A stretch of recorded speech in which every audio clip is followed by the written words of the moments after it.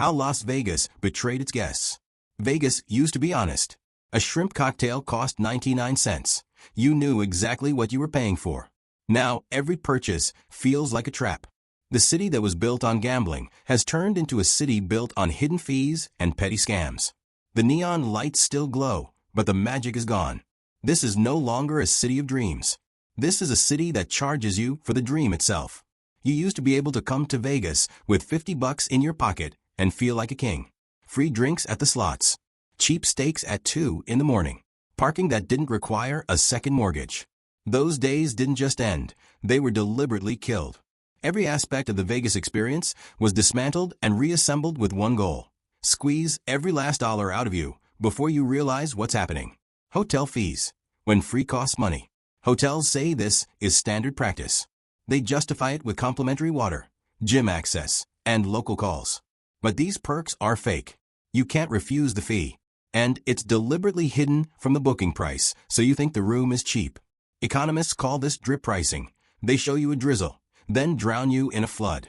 Hotel fees in Vegas in 2025 run from $44 to $57 per night, plus 13% tax on top. 4 or 5 nights. That's over $250 for things that used to be included in the room rate. Wi-Fi, pool access, toll-free calls. Things no hotel would have dared charge separately for 20 years ago are now bundled into a mandatory daily fee. The cruelest irony? These fees are often bigger than the room itself. At mid-tier hotels, you see a base rate of $25, but a $45 resort fee means your cheap room actually costs $70. This isn't pricing. This is deception. And it's everywhere on the Strip. The Federal Trade Commission issued an economic analysis of resort fees back in 2017, concluding that separating mandatory fees from advertised room rates without upfront disclosure of the total price likely harms consumers by increasing search costs and cognitive costs of finding and choosing hotel accommodations. Yet the fees remain. Congress is trying to pass the Junk Fee Prevention Act to hopefully force them to remove them. But Vegas hotels keep charging. Parking. Paying for air. Parking used to be free everywhere. Now it costs $20 to $50 a day on the Strip. Valet can cost $50 a night at top hotels. You pay to leave your car. You pay to pick up your car. You pay to keep your car parked while you sleep in a room you already paid for, and already paid a resort fee for that supposedly covers amenities. Locals remember how it used to be. They remember when casinos on the Strip competed over who could give the best free parking. Now, even parking garages have pricing tiers. The first hour might be free, but then the meter starts. By the time you're back from a show or dinner, you're looking at $25 or more. Some casinos require you to validate your parking ticket at a restaurant or casino to avoid the fee, meaning they force you to spend money to avoid paying for the privilege of spending money. The only way to avoid parking fees is to sign up for casino loyalty programs and hope your tier is high enough. Or stay at one of the shrinking number of properties that still give this as a basic human right. But on the Strip? Forget it. You're paying. Gaming. When the odds against you got even worse. Vegas used to be a city of fair odds. Now, even losing costs more. The average return on slots on the Strip is 86%. Casinos off the Strip pay 93%. The difference is huge. For every $100 you pump into a slot machine on the Strip, you get back 86. Off the Strip, 93. $7 doesn't sound like much, but multiply that by millions of bets a day, and you understand why the Strip wants you to stay so badly. Blackjack tables used to pay 3 to 2 on a blackjack. Now it's 6 to 5. Bet 20, win 24 instead of 30. A small tweak that turns into millions for the casino. On a $10 bet, you lose $3 every time you get blackjack. Doesn't sound scary until you calculate that blackjack hits about once every 21 hands. Over 100 hands, that's almost $15 handed to the casino just because of a rule change. This one rule change, dropping blackjack payouts from 3:2 to 6:5, adds a substantial 1.39% to the casino's edge. The house advantage jumps from roughly 0.4 to 0.6% to around 1.8 to 2.0%. For the average player who makes strategy mistakes, and that's 99% of people, the house edge on 6:5 tables can climb to around 3.0 to 3.5%. Some electronic tables even charge a per-hand fee, $1 or $2, meaning you literally pay to play. Imagine that. You pay the casino for the right to give them your money.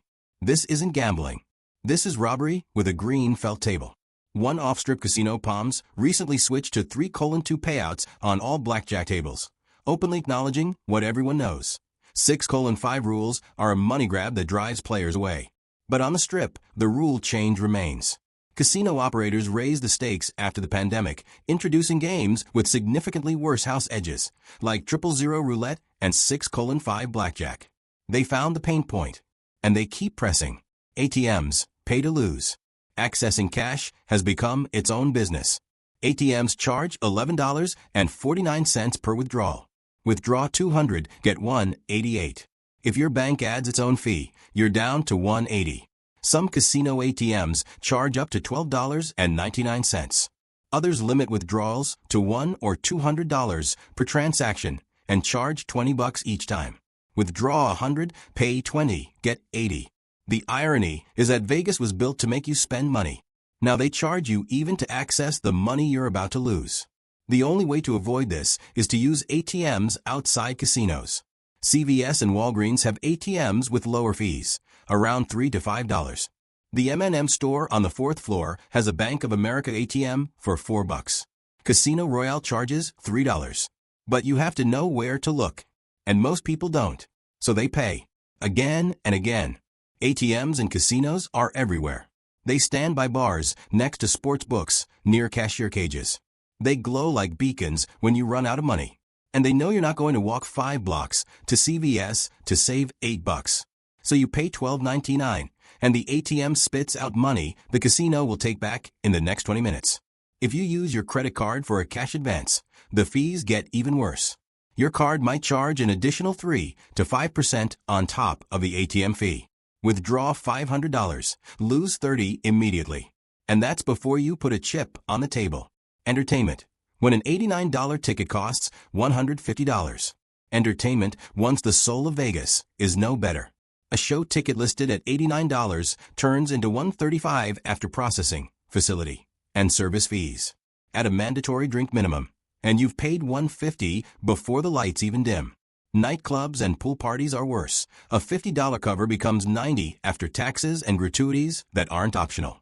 Nevada's live entertainment tax is 9% of the admission price for venues with a capacity of 200 or more. Buy a concert ticket for $100. Immediately pay $9 in tax on top. Bottle service at nightclubs requires its own financial education. Minimum spends usually run from $500 to $2,000 depending on the venue and the night. But that's just the beginning. Add 8% sales tax, 15 to 22% automatic gratuity, and sometimes an additional 12.75% administration fee, and your $1,000 tab balloons to $1,340 or more. If a special DJ is performing, they add another 10% live entertainment tax. Your $1,000 now costs almost $1,500, and you haven't bought an extra drink yet.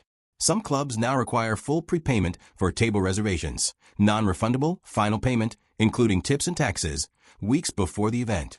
If your plans change, you lose everything. Clubs defend this as protection against people who can't afford or try to dodge their bill. But really, it's just another way to grab your money before you get the experience. The result? Tourists skip shows. According to a 2024 survey, 57% of Vegas visitors canceled at least one planned event because of unexpected fees. Smaller productions, magic acts, local concerts, comedy shows suffer the most. They can't compete with the marketing budget of big Strip residents, and they can't absorb the hit from a fee system that makes even affordable tickets feel like robbery. Concert tickets in Vegas cost 7 to 23% more than in other cities due to additional fees and state taxes. For an upcoming Kendrick Lamar show, ticket buyers in Las Vegas see add-ons like service charge $101.05, order processing fee $13, facility fee $8, and live entertainment tax $34.20. Despite the base ticket price being $750 lower than in Los Angeles, the total cost is 8.77% higher in Vegas. Billy Joel tickets average $249, 7% more than in other cities. Zach Bryan tickets in Las Vegas average $219, a 16% markup. Beyoncé's concert in Las Vegas showed the highest markup. Tickets averaged $298, or 23% more than the average on her national tour. Food and drinks. when hunger costs a fortune. Food and drinks tell the same story. The $5 buffet is extinct. A simple breakfast of eggs and coffee costs $20 before tip. Buffets at major hotels average $79.99 per person. Burgers cost $45. Cocktails $26. A bottle of water $9. Vegas no longer feeds you. It monetizes your hunger.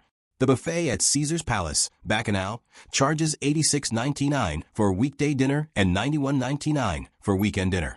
Breakfast, which used to be a cheap lure to get you into the casino, now costs $50 to $55 per person at premium spots. Even mid-tier buffets, like at Excalibur, charge $32 to $43 for brunch.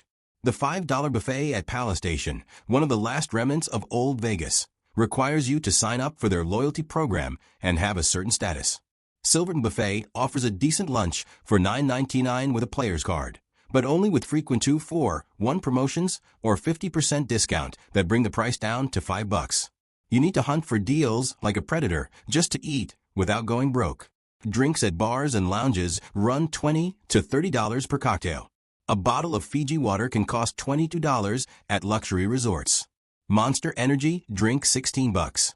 Beer at nightclubs often starts at $12 to $15 for a domestic bottle. And don't forget, free drinks while gaming are now rare. Many casinos have scaled back this program or eliminated it entirely. Locals joke that the only free thing in Vegas is the heat. They've left the strip for neighborhood casinos that still give free parking and no resort fees. Tourists head to other places, Miami, Mexico, even small Nevada towns like Laughlin. From 2019 to 2025, the average Vegas stay dropped from 4 nights to 2.5. Repeat visits fell 31%. This isn't a slump. This is a collapse of trust. Laughlin, the city that remembers what value means. Laughlin, a quiet casino town 100 miles from Vegas, tells the opposite story. While Vegas saw an 8% decline in visitors through July 2025, Laughlin saw a 6% increase. From January through July 2025, Laughlin welcomed 859,000 visitors, while Vegas dropped to 22.6 million, losing nearly 2 million visitors compared to last year. Why? Laughlin offers what Vegas forgot how to give: value. The average room rate in Laughlin is $61. In Vegas, it's close to $200. No resort fees at most Laughlin hotels. No parking fees. Gaming floors are less crowded, giving you better odds of finding your favorite slots available. The city's location on the river also provides scenic beauty, while its smaller size means you can easily walk between multiple casino resorts without the strip's exhausting distances. 27% of Laughlin visitors were retirees last year, compared to 7% of Las Vegas visitors. It's not because retirees suddenly decided to avoid Vegas. It's because people on fixed incomes can no longer justify the cost. Jeff and Carlina Pickering from Washington visiting Laughlin were blunt. Prices in Vegas have gotten out of control. Laughlin attracts primarily an older demographic, with most visitors traveling by car or RV. Growing dissatisfaction with rising costs in Las Vegas, including notable resort fees, parking charges, and expensive dining options, has led to the perception of Las Vegas as an expensive destination. This sentiment is influencing travel decisions during a period of economic uncertainty. Diana Fuchs, Director of Marketing and Entertainment at Riverside Resort, put it simply: you get a lot for your money here. What used to be Vegas's marketing slogan now belongs to Laughlin. Vegas forgot how to compete on value. It decided to compete on greed. Academics say Vegas lost its strategy. Academics at the University of Nevada say the city has lost its strategy. It used to buy loyalty, now it sells frustration. Research by scholars at UNLV shows that the Las Vegas tourism sector's ability to adapt played a crucial role in its recovery. By increasing its adaptive capacity in terms of sectoral diversity, Las Vegas successfully strengthened its regional resilience. But this adaptability was built on diversifying tourism products, entertainment, shows, events, experiences, not on charging for everything. UNLV researchers found that 3 key factors allowed Las Vegas to thrive during the recession. 1. The combined effect of increased income elasticity among visitors from Asia and Oceania, linked to rapid economic growth in those regions. 2. Diversification of Las Vegas's tourism products, which improved its unique appeal and led to an inelastic demand response to price fluctuations. And 3. Positive word of mouth created by international visitors who expressed high satisfaction with the diverse offerings. Now this strategy is dead. Instead of diversifying products, Vegas diversified fees. Instead of creating memorable experiences that generate positive word of mouth, it creates memorable frustrations that generate Reddit complaints and TikTok videos about how expensive everything is. A UNLV economist recently expressed concern about a potential decline in Las Vegas tourism due to trade disputes. But the real problem isn't trade disputes. It's that Vegas forgot its core value. The Las Vegas Global Economic Alliance, LVGA, issued Vision 2025, a comprehensive economic development strategy, emphasizing that the most important goal for Southern Nevada is to promote a sustainable and diverse economy. A regional study of Southern Nevada, prepared by Brookings Mountain West, UNLV Center for Business and Economic Research, and UNLV Transportation Research Center, confirms that Southern Nevada lacks the governance structure to coordinate necessary economic and infrastructure priorities. Tourism Analytics reports that during the pandemic, tourism fell by 55% in visitor volume, leading to a drop in employment levels in tourism sectors of more than 32.5%. During just a 78-day casino closure, Las Vegas lost more than $6.2 billion. These figures show the fragility of an economy built on one industry, and what happens when that industry betrays its customers. Wall Street takes control. The reason is simple: Vegas no longer belongs to itself. Almost every big casino and hotel is owned by investment funds. Wall Street doesn't care about the experience, it cares about quarterly earnings. The city has become an Excel spreadsheet. Every light bulb, every drink, every smile is a line item. Where managers once asked, how can we make guests happy? Now they ask, how can we squeeze them harder? Vici Properties, a real estate investment trust formed in 2017 as a spin-off from Caesars Entertainment, has become the largest landlord REIT in Las Vegas. Since then, they've purchased a significant portion of real estate along the Strip, collecting rent from operators. Vici owns the real estate for Caesars Palace, MGM Grand, Venetian Resort Las Vegas, and many others. Blackstone Real Estate Income Trust owns Aria and Vidara. Gaming and Leisure Properties Incorporated, GLPI, owns Tropicana. Of 32 casinos on the Strip, a whopping 17 are owned by just two companies, MGM Resorts and Caesars Entertainment. MGM operates 9 properties, including Aria, Bellagio, Cosmopolitan, Excalibur, Luxor, Mandalay Bay, MGM Grand, New York, and Park MGM.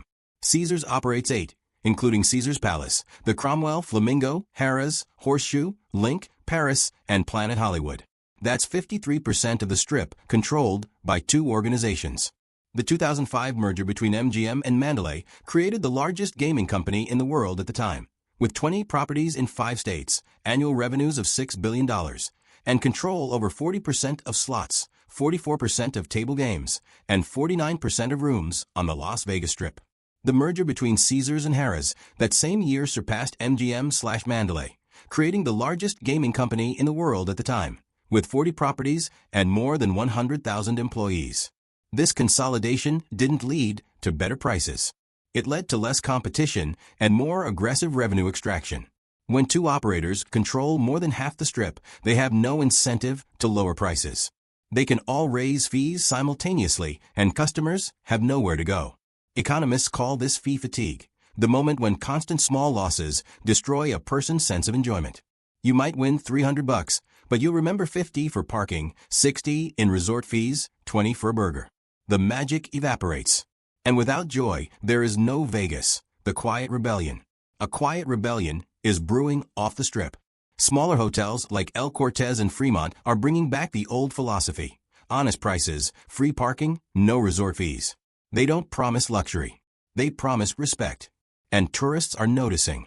El Cortez, the longest continuously operating casino in Las Vegas, opening its doors in 1941, charges an amenities fee of $26 plus tax per day, which includes free parking in the adjacent garage, fitness center access, 2 bottles of water in the room daily, unlimited local calls, and in-room coffee. It's an honest exchange. You know what you're paying for. You get what you pay for. No hidden fees. No surprises. Fremont and other downtown hotels offer similar deals. They can't compete with the glossy towers of the Strip, but they're not trying to. They compete on honesty. And in a city built on deception, honesty is a revolutionary act. Local casinos like Palace Station, South Point, and Rampart Casino are also benefiting from the Strip exodus. They offer better odds, lower table minimums, free parking, and generous loyalty programs that actually reward players instead of punishing them. Palms recently made all blackjack tables 3:2, abandoning the mix of 6:5 tables that became standard on the Strip. M Resort, Palace Station, and Mohegan Casino at Virgin Hotels also offer 6-deck blackjack games in their high-limit salons that allow doubling down before and after splitting, surrender, and re-splitting aces. Slowly, the heart of Vegas is migrating from the neon towers to places that still remember what the city used to be. This is a return to old Vegas, the Vegas of the Rat Pack, the Vegas of Fremont Street, the Vegas where you could arrive with $50 and feel like a millionaire. The numbers don't lie. The numbers don't lie. Las Vegas visitation dropped 7.3% in the first half of 2025 compared to 2024. June 2025 showed an 11.3% decline in visitor numbers. Hotel occupancy fell 6 to 15 percentage points, depending on the month. Revenue per available room, RevPAR, declined 7.6 to 13.8%. International visitors were down 13% in June 2025. Passenger traffic through Harry Reid International Airport declined 4.1 to 6.3% throughout the year. Traffic on Interstate 15 at the California-Nevada border also showed a 4.3% decline. Average length of stay has fallen. In 2024, Las Vegas visitors stayed an average of 3.4 nights, slightly more than 3.3 nights in 2023. But this is still far from the 4-night average the city saw before industry consolidation and the fee explosion. Some reports suggest the average length of stay has fallen even lower, from 4 nights to 2.5, though official LVCVA data doesn't confirm this precisely. Repeat visits, according to some sources, fell 31% from 2019. This isn't just fewer new tourists. This is people who've been here before and decided not to come back. This is the most damaging statistic of all. Vegas is built on repeat visits. If people don't return, the city dies. Gaming revenue in Clark County increased 3.53% overall statewide, mainly due to growth in local markets. This means that even when tourists stay away, locals still gamble, but they're gambling off the Strip. Downtown Las Vegas saw its gaming revenue grow 1 to 7.3% depending on the month, while Boulder Strip, North Las Vegas, and Mesquite all showed increases of over 4%. The Strip, meanwhile, saw gaming revenue declines of 2.9 to 4.8% for several months in a row. As one analyst summarized, markets overall have been stable and consistent, despite the Strip's sluggish performance. The Strip is no longer the engine of Vegas's economy. It's an anchor. The satisfaction paradox. Curiously, despite all the complaints, 87% of guests in 2024 reported being very satisfied with their experience, even amid concerns about rising costs. How is this possible? Because satisfaction surveys measure what people say, not what they do. They might say they're satisfied because they spent thousands of dollars, and admitting they didn't get value would be psychologically painful. But their behavior tells a different story. They stay for shorter periods. They spend less. They don't come back. This is cognitive dissonance at scale. People convince themselves they had a good time because the alternative, admitting they got robbed, is too uncomfortable. But the numbers don't lie. Behavior doesn't lie. Vegas is losing them. One $45 burger at a time. Vegas's future, the point of no return. Las Vegas didn't die overnight. It didn't lose everything at the roulette table. It sold itself off, piece by piece. The free drinks disappeared. The cheap buffets vanished. The fair odds dissolved. What's left are the fees, and the silence that follows. Empty tables. Empty theaters. Empty sidewalks glowing under neon lights that no longer feel magical. Vegas used to be the place where the little guy felt like a king. Now even kings feel cheated. The biggest jackpot in the new Las Vegas isn't winning money. It's getting out without paying extra. Some analysts argue that Vegas doesn't even need to rebound, because 2025 is still shaping up to be one of the strongest years ever for gaming revenue. According to the Las Vegas Convention and Visitors Authority, more than 41.6 million people visited the city in 2024, the highest total since 2019 and the 6th best year in history. Meanwhile, gaming revenue from Clark County casinos, which includes the Strip, downtown Las Vegas, and dozens of local properties, exceeded a record $13.5 billion in 2024. But this argument misses the point.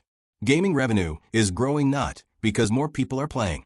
It's growing because the odds are worse, the fees are higher, and those who come lose faster. This isn't sustainable. This is extraction. And eventually, when the last tourist decides that Miami or Cancun or even Laughlin is the better deal, Vegas will sit alone in the desert, wondering where everyone went. The city survived decades because it sold a dream, not a product. You could arrive with $50 and feel like a king. Now you arrive with $500 and feel like a debtor. The city that once gave everyone a shot has lost its own. It still knows how to deceive, but the deception isn't charming anymore. It's exhausting. When you charge people for everything, for air, for water, for time, eventually they stop breathing. Vegas stands on the edge.